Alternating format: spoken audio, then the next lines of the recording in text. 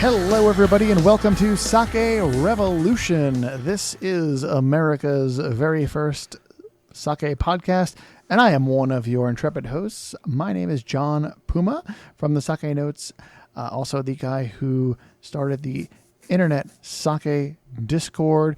And on this show, I am the guy who is not the sake educator and sake samurai. That would be this guy. And I am your host, Timothy Sullivan. I am a sake samurai, I'm a sake educator, and I'm also the founder of the Urban Sake website.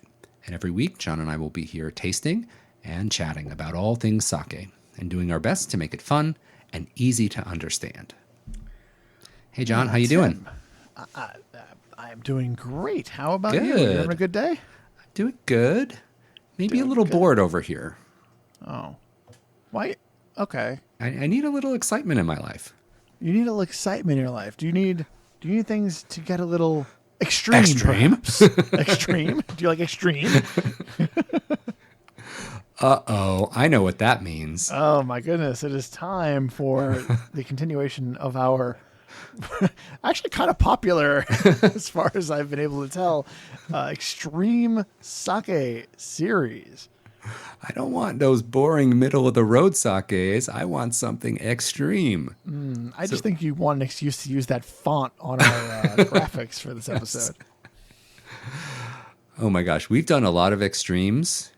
We had wild yeast, we had high alcohol, we had super robust milling rates, a whole bunch of different things.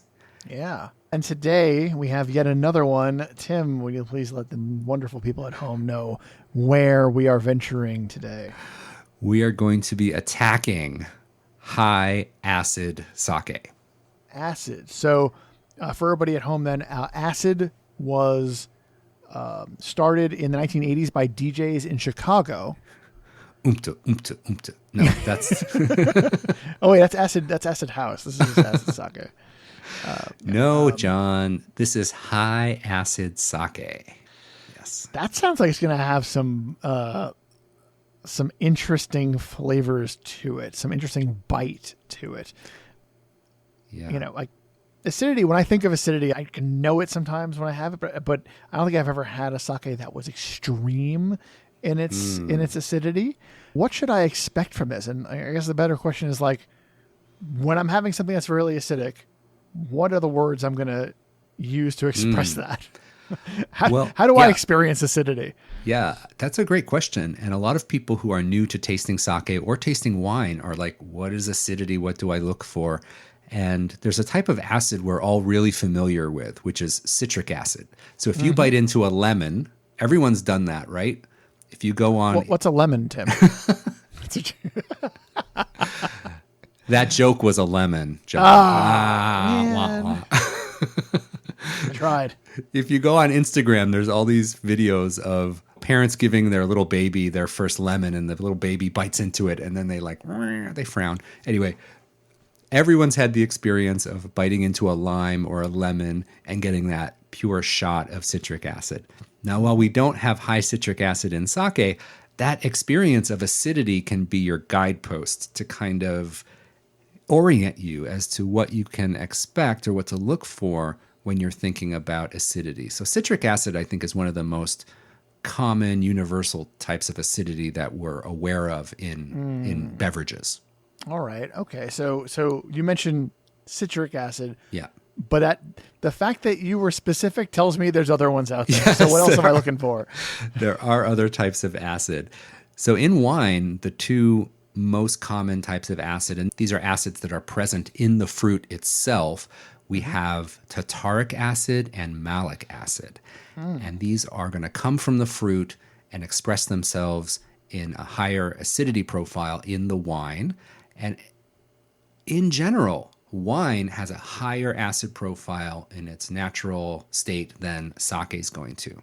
That makes sense. Yeah, and sake, we have more lactic and succinic acids. So these are different types of acids, and lactic acid is something that's added to sake, and succinic acid can be produced by the yeast. So these types of acids are different acids. They have different flavor profiles, and they express themselves in a little bit of a softer way. Yes. So in the sake, where is it coming from? So when we make sake, we say, oh, this is a high acid sake, a low acid sake, but where does this acid actually come from? I probably should have led with that. So the acidity comes primarily from the yeast. So the yeast is making alcohol, eating sugar, making alcohol, but it also gives off different acids. And about 70% of the acids that are produced in a sake are going to happen during the main mash, the main fermentation. During the shubo, or the yeast starter, there's lactic acid that is either added or grows naturally, depending on what type of sake you're making. And that's another way that we can get acid into sake. But primarily, the acids are going to come from the yeast during the main fermentation. Okay. All right. Yeah. Then. And when you taste a sake, we talked about, biting into a lemon and citric acid and all that stuff. But how do we experience acidity specifically in sake? So how do you know you're tasting a high acid sake, right? In my experience, some high acid sakes have a little bit of a sour taste to them. So when you experience sourness, and that sounds like, ooh, horrible. Who would want sour sake? But there are some sakes that have a little bit of a sour. Oh, there's sour beer fans out there, right? Yeah. Are you a sour beer fan? No, I'm not. Me neither. No. But I've definitely experienced sakes that had that almost that like sour Skittles kind of flavor to them. Garbage Pail Kids. And that I imagine probably some acidity going on there. Yes. Yes. And I also find that acidity in certain levels can add to the sense of dryness. So dryness often comes from the alcohol level, but acidity can also add a impression of drying out the sake, balancing out sweetness and being a counterpoint to the sugars in the sake and lending an overall impression of dryness to sake. So those are two ways that I think we can know that we're experiencing potentially higher acidity in a sake.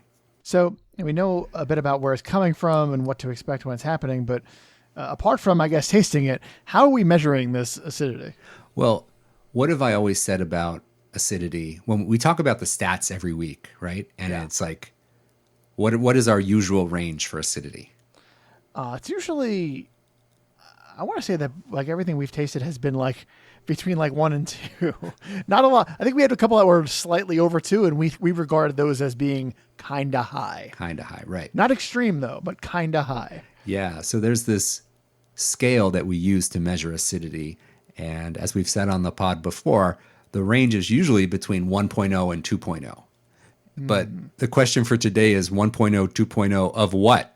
Like, what is this percentage? That's an excellent point. Yeah, so what we're doing is we're measuring how acidic the sake is, and we do this by a process known as titration, where we take a alkaline solution, so the opposite of acidic, we take an alkaline solution, we're using sodium hydroxide in a liquid form, and we drip it into 10 milliliters of a given sake, and we measure the number of milliliters of this alkaline solution.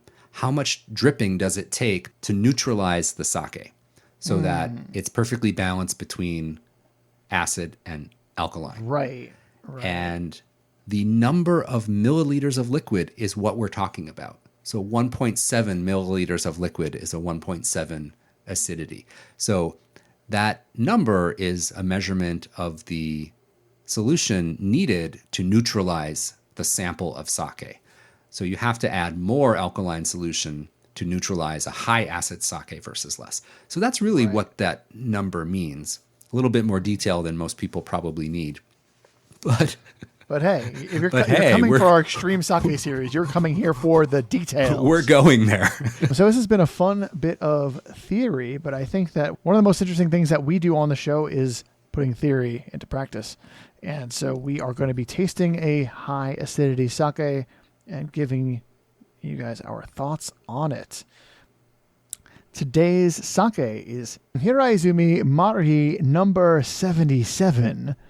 And that 77 refers to the Kyokai 77 yeast. We'll get back to that in a moment. The brewery here is Hiraizumi Honpo, and they are located in Akita Prefecture, and they are established in, I don't know if this is a record for us, Tim, but it certainly got my attention. 1487. Yes. This is the oldest sake brewery in the northern Tohoku region of Japan and the third oldest in the country of Japan. And the current 1487. I can't wrap my head around that. The current president is the 26th generation. Can you imagine? Oh my goodness. That's like, we often talk about like, oh, like the United States didn't even exist, blah, blah, blah. The colonies didn't even exist in 1487. It's that old. Yes. That's phenomenally interesting. That's so weird. So almost unbelievable, but it's almost true. Unbelievable. Yes. But going back into that, the sake rice here is Miyamanishiki, which is a local Akita rice. Also, they're using Akita Sake Komachi, milled down to 60%. This is a Yamahai Junmai, so it's a Yamahai. It's also a little funky, a little bit different. Tim, do you want to quickly give our listeners a stroll down memory lane about Yamahai? Yamahai is one of the alternate fermentation starter or yeast starter methods, and it is the method where we allow lactic acid to build up naturally. We talked about lactic acid being in sake, and this fermentation starter or shubo step is where lactic acid gets introduced. And Yamahai allows lactic acid to build up naturally versus adding it in manually. So that can add some complexity and some depth of flavor to sake, and we're going to see how that translates here when we taste it. Yes, we will. Yes, we will. One thing that did catch my eye here is the sake meter value on this one. This is also a little bit extreme, Tim. A little bit extreme. Not quite as extreme as the last time we did extreme sake meter value. But for everybody at home, we do talk about this every week. The sake meter value is that range of dry to sweet based on the density of the sake and how it compares to water, usually manifesting in dryness or sweetness, with the negative numbers representing sweetness. Minus 22, Tim. Yeah, this is not extreme. Our extreme SMV was minus 80 something. So these are rookie numbers. This is what you're telling me. This whippersnapper doesn't know sweet. No, I'm just kidding. No, it's a super interesting number. Minus 22 is way lower than you're going to see normally. But Right. We're actually here for another extreme stat. Oh, yes, we are. Now, we mentioned earlier that in the past, we've talked about acidity typically clocking in between 1 and 2 and seeing a few in the, 2.3, 2.5 and seeing that and being like, wow, that's a lot. Not today. It's not. Today, it is 4.2%. Yes. So that's like 3 times the acidity we normally get, at least. This is extreme. It's extreme. This extreme. So the key factor in this is the Kyokai 77 yeast. And this is a type of yeast that was created to produce malic acid. And that is not normally present in large quantities in sake. So we're going to look for this different profile of acidity, how it might compare to wine flavors we might know, and how it might differ from our usual sake acid profiles. And the acidity does not live in a vacuum like any of the other stats. So we have to think about how the alcohol level, the SMV, and any other, like here we have a Yamahai as an example. So all of these are going to intermingle and give us our flavor profile. So we have to keep all of these things in the back of our mind. But this 4.2 acidity is really, really high. And super interested to see how this differs from sake and how it might be like wine or how it differs from wine and might be more sake-like than we think. Ooh, excellent, excellent. Exciting. I like that we're getting something unusual, having something a little bit different. mildly terrified at this acidity number, but that's what we're here for. Terror. No. All right. So, Tim, do you have your bottle handy? I do. Let's get it Excellent. open and get it in the glass. Sure.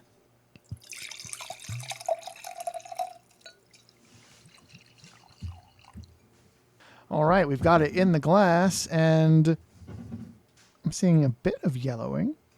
Yeah, I mean, this to me in the glass, this looks like could be a white wine, like a Chardonnay, Yes. Yeah. right? It has like a light yellowish color to it. Looks like it could pass for white wine and drag, maybe, you know. RuPaul's Drag Race. I got you. I got you. So, yeah, it does have that little bit of a white wine to it. There's it is clear in the way that there's no sediment in there. Yeah, transparent, so no sediment, but the coloration is straw colored, white wine colored. Definitely. Yeah. All right. Now, Okay. the aroma.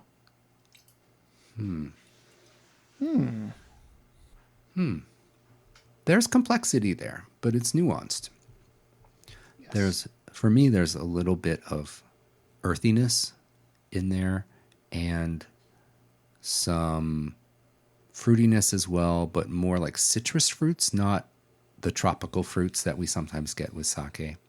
But there's a lot of, for me, it smells like there's a lot of layers going on. Like it's not a simple one note aroma. There's complexity and a lot to dig into if you study this aroma. What do you think? I agree wholeheartedly.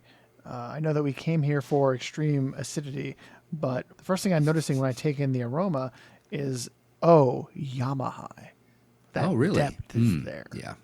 And I'm also smelling something like a little bit of that lactic character. Like when we talk about lactic aromas in sake, we think about milk, butter, cream, yogurt, those types of things. But again, when I said a little bit of earthiness, a little bit of citrus, a little bit of lactic, these things are all muted and layered together.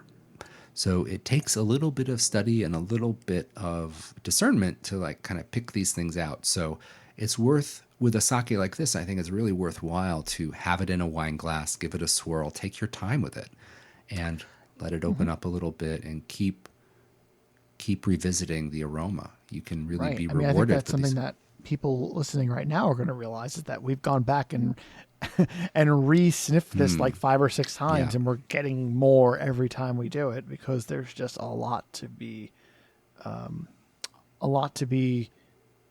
understood here. Okay, ready to go in for a sip? All right. Oh my goodness. Wow. It's still going. All right. The acidity here is not shy. No. So, John, remember I talked about biting into a lemon, and do you know where you sense the acidity kind of on the side of your tongue and it feels like your mouth's watering a little bit? I'm getting that sensation sipping on this sake as well. Again, it's not pure citric acid like you would get from biting a lemon, but it's an easy way to envision like what we're experiencing now. This high acid is sharp, it's clean, and it has a little bit of a mouth-watering effect like you get from sipping on a really bright white wine, don't you think? It's so interesting because in my mind, like when I sip on this, you're presented with that acidity. It's that citrus bite almost, like you're mentioning with lemons and such. And it just starts going up and up and up and up and up and up. And just you think it's going to balance out. It doesn't quite. And then it starts to balance out and then fade. And it's so interesting. I've never had something quite that intense with regard to that particular note. Now, let me ask you this. We paused for a moment when we talked about this SMV minus 22, the residual sugar. Now, is this reading as a super sweet cotton candy bomb to you? No, right? No. It's not. Not even close. Wow, yeah. And the reason for that is the balance that the acidity brings to that sweetness. So that's, again, we talk about balance so much. It's all about bringing nuance to all the different members of the orchestra. getting everyone to play in harmony.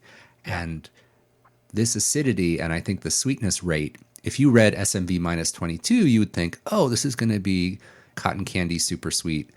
But the acidity they've brought in here balances that out. Mm-hmm. And for me, the super unique thing is that they've achieved this acidity through finding this yeast number 77, this Kyokai yeast number 77 that produces higher levels of malic acid. So it's a type of acidity that's not usually present in high levels in sake. So it's a whole different flavor profile. Yeah, and I think that your comment about it balancing out that extreme SMV, it's close to extreme SMV. Flirting with extreme. Flirting with extreme. Yeah, thank you. I think that really stands out here. It is totally the case, because I think if you had something that was just minus 22, it's going to be so sweet. But something that you've pointed out many times on the show before, and we mentioned earlier today as well, acidity often presents as dryness, and it's you need this extreme acidity to counteract that extreme sweetness, or that flirting with extreme sweetness, and that's why we still have all this acidity left over. They don't balance each other out completely. We have more acidity. Acidity wins. But it does lead to a very interesting and unique flavor. I don't think I've ever tasted anything quite like this. Yeah. I did a little research online, and I found something from the brewery as to why they made this sake. They have a whole series of these numbered sakes. So this is their number 77. Mm-hmm. So they experiment with different types of yeast. But the purpose of this one in particular was trying to make Yamahai sake have a wider appeal and make it easier to understand so that more people can enjoy it. So from the brewery's point of view, they're trying to introduce Yamahai to more people, and the way that they conceived it with this sake was to bring up that acidity and create a new taste sensation for what Yamahai is, because people have an impression of what Yamahai sake is, usually more earthy and robust, and this is very different from a traditional Yamahai, and I think they're really should be commended for experimenting with a different acidity profile. Yeah. And I think I mentioned when we were going through the aromas, some of the things I got on the nose were features that I expect from Yamahai a little bit. So it kind of got me thinking Yamahai a little bit. And then when you sip on it, you don't really think Yamahai. You're really focused on this interesting acidity play. Yeah. In my life outside of Sake Revolution Studios, I've been experimenting a little bit. We've had these extreme sakes, experimenting a little bit with trying to learn more about wine and ordering. If I go to a non-Japanese restaurant where there's no sake within 100 miles, I will order a wine. And I've been experimenting with white wines. And as a sake person, it's always the acidity that hits me first when I drink white wine. My palate is accustomed and calibrated to the softer acidity of sake. So sipping on this makes me feel I'm like having one of my wine experiments. So this definitely does remind you of wine. And when you're doing that, what kind of wine is it making you think of? This makes me think of Chardonnay. Okay, I can get that. Chardonnay sometimes has that buttery lactic character to it, and I get just a hint of lactic character here. It doesn't taste like a buttery Chardonnay, but just it has whispers of that around the edges, and it doesn't have the crispness of like a brighter, cleaner white wine. So What do you think? What do you think? Do you think that's... Well, when I think of high acidity in white wines, for me, and I don't have a tremendous amount of experience with white wine, but one thing I do think of when I think of that is like Rieslings. Yeah, some of those will have that big bright acidity to it, and some of the notes in this do bring me back to some of my Riesling experiences. And that Rieslings can be really fun to drink, I think. And this is definitely, I think if you have somebody who is really into high acidity wines and you pour this for them, they would find this very, a very comfortable place to onboard towards sake, perhaps. And Rieslings are known for being sweeter, right? I mean, they can yeah. have sweetness to them. They can have sweetness, but for some reason I always end up getting ones that are The dry the Riesling. sweetness is accompanied by a nice some bite of acidity. Yeah, but I think the SMV minus 22, that could play in that Riesling category. That's a great comparison as well.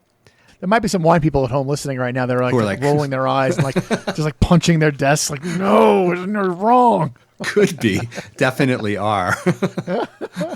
And if there are, we're sorry. We apologize. We apologize. We are not wine experts. No, This is all definitely not. No, this is all based on a very small sample set of our understanding of wine. Yes, wild conjecture and half truths. Exactly.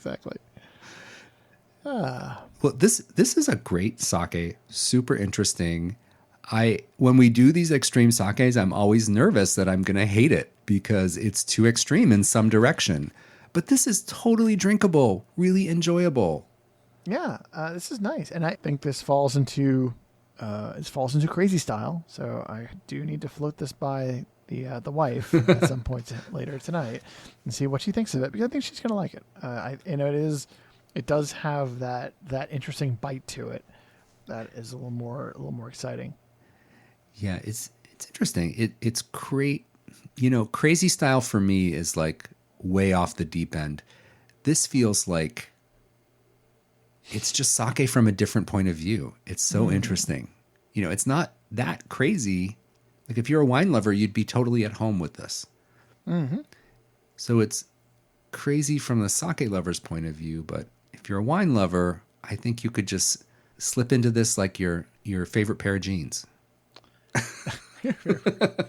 Well, John, we survived another close encounter with extreme sake.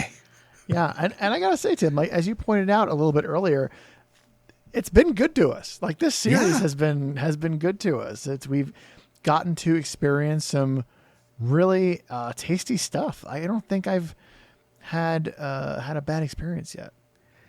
Yeah, it's really fun exploring the outer edges of what sake is. We come into contact with those experimental brewers who are trying new things and reaching for what sake can be, and that's a really exciting thing. Mm-hmm. Yeah, super interesting. So watch this space. Higher acid sakes are going to be more and more a thing, I think. Yes, definitely. Yeah. All right. Well, John, it was so good to taste with you. Can't wait for our next extreme adventure. I want to thank all of our listeners for tuning in, and especially I want to say hello and thank you to all of our patrons. We love our community at Patreon. And if you would like to learn more about supporting Sake Revolution via Patreon, visit us at patreon.com/Sake Revolution. And if Patreon is not your thing, fear not. There are many ways to support Sake Revolution. Listen to the show. You're doing that already. Very nice of you. Much appreciated.